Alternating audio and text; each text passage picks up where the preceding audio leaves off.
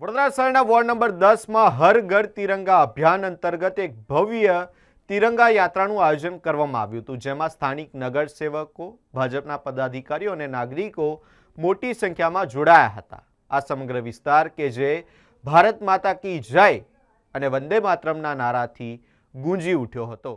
સ્થાનિક યુવાનો, મહિલાઓ અને બાળકોએ પરંપરાગત વેશભૂષા ધારણ કરીને દેશપ્રેમનો સંદેશ આપ્યો હતો। વોર્ડના મુખ્ય માર્ગો પરથી પસાર થયેલી રેલીનું સ્થાનિક રહીશો દ્વારા પુષ્પવર્ષા સાથે ભવ્ય સ્વાગત કરવામાં આવ્યું હતું।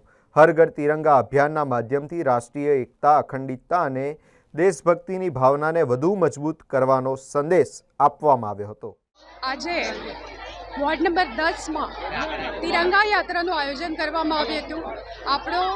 આપણે 79th ઇન્ડિપેન્ડન્સ ડે ઉજવી રહ્યા છે, ત્યારે ભારતીય જનતા પાર્ટી તરફથી હર ઘર તિરંગા અને ઘર ઘર તિરંગા એ યાત્રાનું આયોજન દર વખતે કરવામાં આવે છે।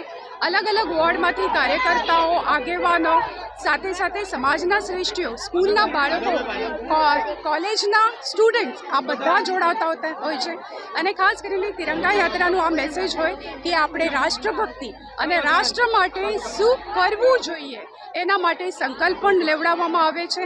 અને આજે આ વોર્ડ નંબર 10માં સૌ કાઉન્સિલર, પછી વોર્ડના હોદ્દેદારો, સાથે સાથે શહેરના હોદ્દેદારો પણ આ કાર્યક્રમોમાં જોડાયા અને સૌને બહુ જય જયથી યાત્રા નીકળી ત્યાં આગળ બધાએ એનું સ્વાગત કર્યું।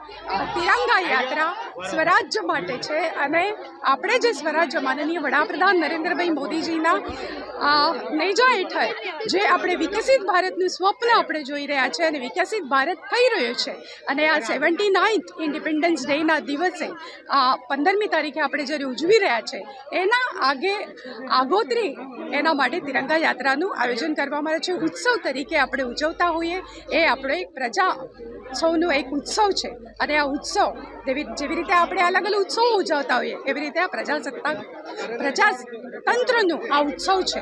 એટલે ઇન્ડિપેન્ડન્સ ડે આપણે ઉજવતા હોઈએ છીએ। 79 વર્ષ થઈ ગયા આપણે આ સ્વતંત્રતા મળીને, એટલે એનામાં ઘણી પ્રગતિ ભારતે કરી છે।